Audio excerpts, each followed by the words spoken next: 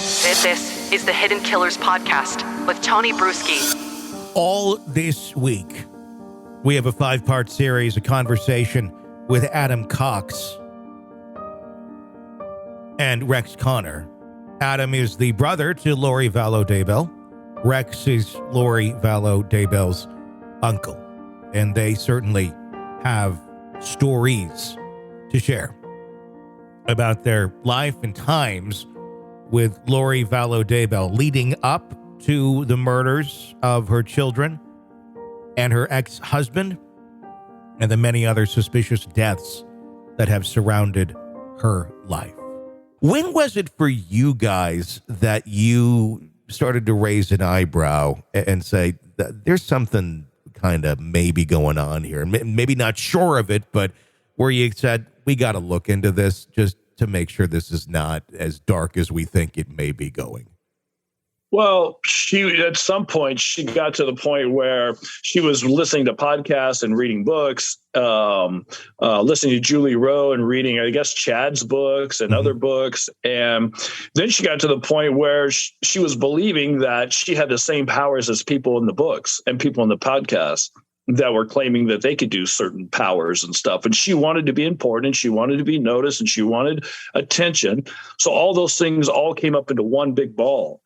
And so then she started, saying, hey, spirits are coming to me and talking to me and telling me that, they want me to go do their work in the temple. And then she would say stuff like, well, the end of the world is coming at this point, and we need to be ready for this. And like, she wanted to be the one to say all these things. And at first I was just like, Lori, this is, kind of crazy, but she was just dedicated to believing all these things and wanting to be important and wanting to be somebody who could do that. And so I just feel like that's when she started saying those kinds of things. I was like, we got to get Lori's going a little bit crazy. We need to, get her some help.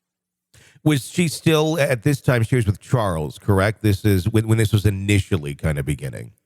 Yeah. Yep. What? And we've heard Charles on video prior to his death, and him talking to police officers, basically saying that she's lost her mind, she's gone crazy.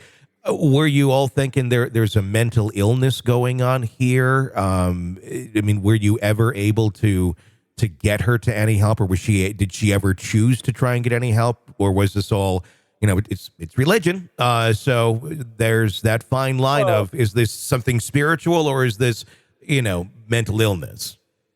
I thought she was snapping or breaking down or whatever, mental illness, whatever it is. She did go talk to our stake president at their church, and he thought everything was okay after talking to her. Then when Charles said she had to go get a psych eval, she went to a psych eval, and the evaluation went all on her side. Mm-hmm. So she had everybody fooled. Yeah. So it's not like one of those, when you see something, say something, or red flags, you saw the red flags, you did everything, everyone did everything that they could to, let's get her looked at. And she basically fooled everyone, including the medical professionals. True.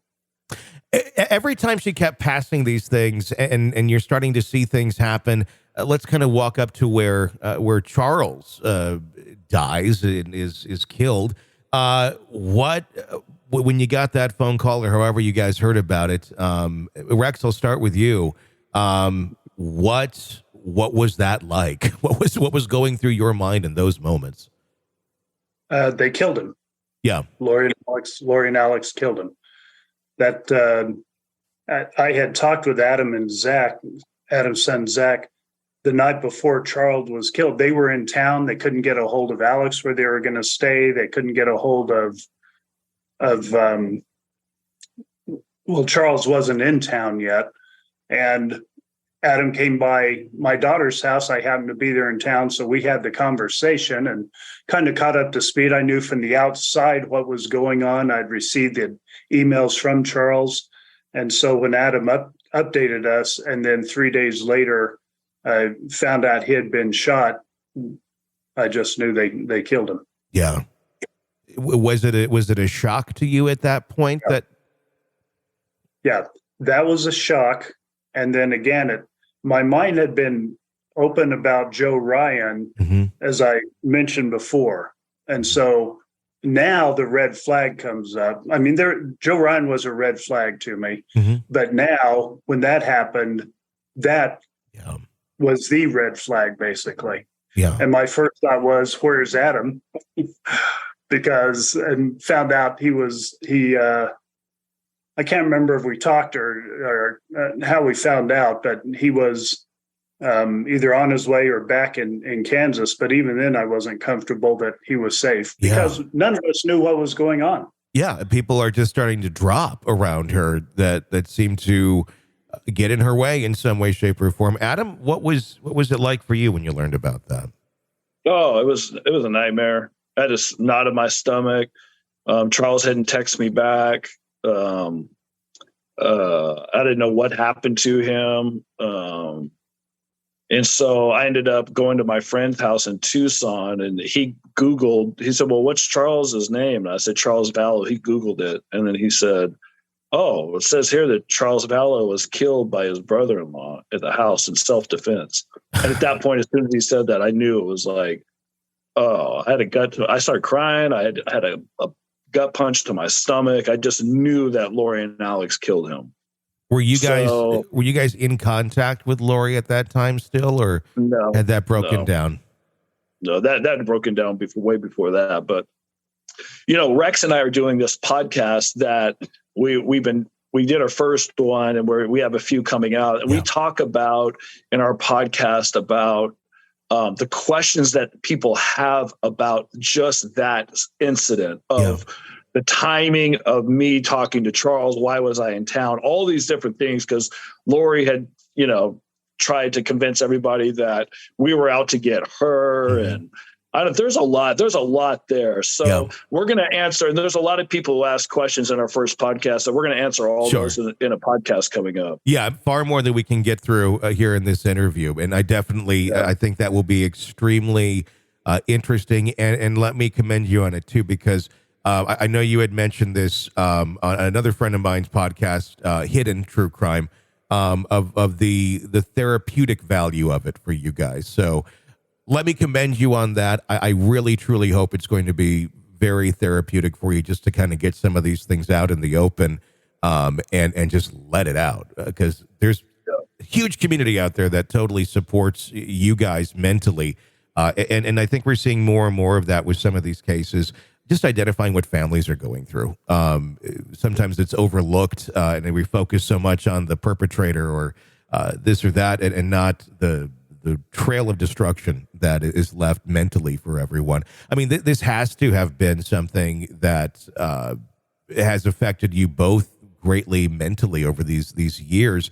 How would you say, Adam, how have you been coping with the reality of the family that you remember growing up with, and then the family that it is today? Probably not good. Yeah, it's rough. It's been rough the whole time. When you have a family that not in a million years, I think this would ever happen to my family. This is something that happens to other people on TV that you see. And when it actually happens to your family, you're just trying to I've heard people say that before. And I was like, it's now here I am sitting in the same chair, and just, it's devastating. I know that I'm devastated. I've been devastated. It's just, to me, it doesn't feel like it's fair life, and a lot of times that happens for people, that life isn't fair. And how do you pick up and move forward? And that's kind of one of the reasons Rex and I are doing a podcast and writing a book, is because it's not just about my family, but there's other families out there, probably not going to the exact same extreme as mine, but there's people in families that, try to hide things or sweep things under the rug. And my message, why we do these podcasts and this book that we're writing, is to help people, understand what's happening in their family and try to get things fixed before they go way south. Yeah. And that's one of the things I always am asking on this show with all the stories that we cover, is how do we get in front of some of these people? How do we stop it before it goes so far? But you're a prime example from what you just said of like, we tried to get her help. We tried to look at that, and they're able to manipulate the system in so many ways, shapes, and forms. Is there anything? I mean, do you guys look back on anything and say, well, what if we did this, or what if we do that? Did those things run through your mind, or do you just kind of feel like, she was, a runaway train and it was going to go somewhere sometime? I'll take that, Adam, first, if you want. I hope it's natural for all of us to look back and say, well, could we have, would we have? So I hope we've all done that. I think that's valuable to do that.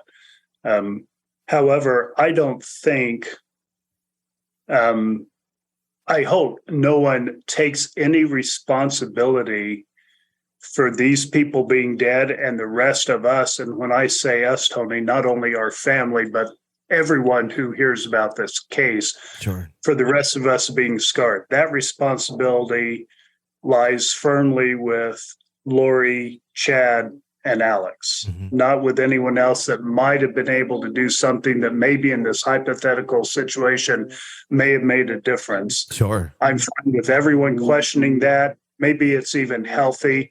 I just hope no one takes any responsibility, and the responsibility stays right where it belongs with Lori, Chad, and Alex. Without a doubt, I completely agree. It's one of those things you look at, like I just said, you do everything that you think you can, and you guys, you certainly did. There's no shame in any of that. It's just, how do we prevent things like this happening from other people and from them going down such roads? And I think sometimes the answer is we can't.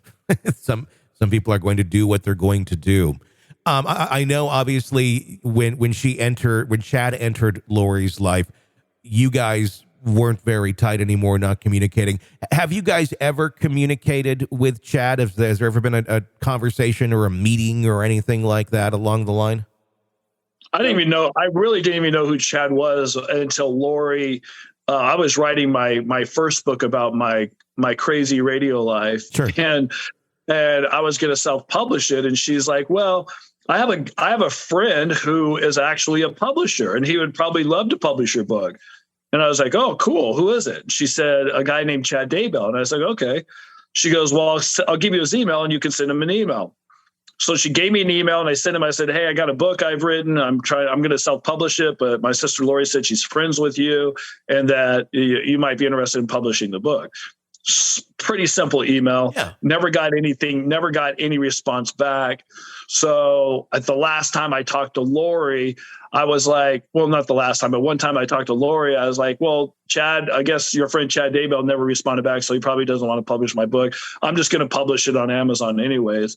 And she said, oh, okay, well, he should have got back to you or something like that. But other than that, I knew nothing about Chad Daybell. I've never read any of his books. I didn't know who he was, nothing, zero. And I've still never had any conversation with him or know any really much about him, except for he's a fiction religious book writer. There's more to come in my conversation with Adam Cox and Rex Connor about the life of Lori Vallow Daybell and the tragic twists that it takes leading up to the death of her children and many others around her. Be sure to press subscribe so you don't miss any of our conversation right here. I'm Tony Brueski. Stay with us.